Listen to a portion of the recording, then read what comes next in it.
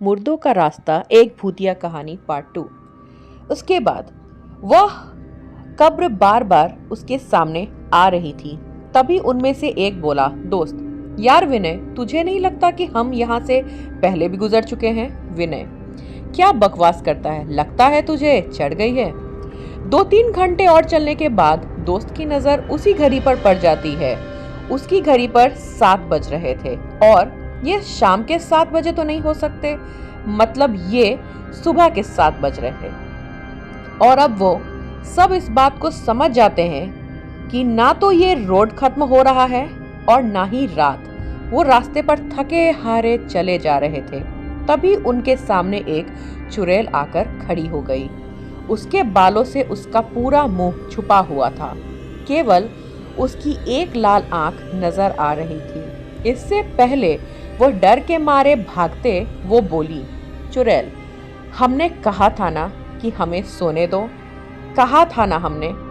ये कहते हुए उसने अपने हाथ में रखा एक भाला सारे दोस्तों की तरफ फेंका और उनमें से एक के सीने में आकर लगा और उसकी मौत हो गई। घर से 8 निकले थे और अब वो केवल 7 बजे थे। वह वहां से भागने लगे। तभी उनके सामने एक पिशाच आकर खड़ा हो गया। उसके चेहरे पर ना तो कान था और ना नाक था। उसके एक आंख था और एक मुंह था। तभी वह पिशाच बोला, हमने कहा था ना कि हमें सोने दो, कहा था ना। तभी वह पिशाच अपने दोनों हाथ ऊपर किए और देखते ही देखते उसके आसपास के पेड़ उखड़ने लगे और वह पेड़ आकर उन दोस्तों के ऊपर गिरे। इन सब के बीच 3 और दोस्तों की मौत हो गई और अब इनमें केवल 4 लोग बचे थे। चारों दोस्त तुरंत वहां से भागने लगे।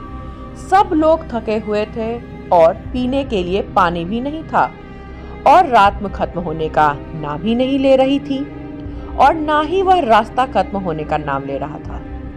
दोस्त विनय, हमने इन लोगों को सोते हुए परेशान करके अच्छा नहीं किया। ये हमसे इसी बात का बदला ले रहे हैं। विनय, हाँ, इतना तो हर बेवकूफ को समझ आ गया है कि ये लोग हमारे साथ ऐसा क्यों कर रहे हैं। कोई सलूशन बताओ, नहीं तो मुंह खोलकर ऑक्सीजन वेस्ट मत करो। इतने में उन्होंने देखा कि रोड में एक गड्ढा हुआ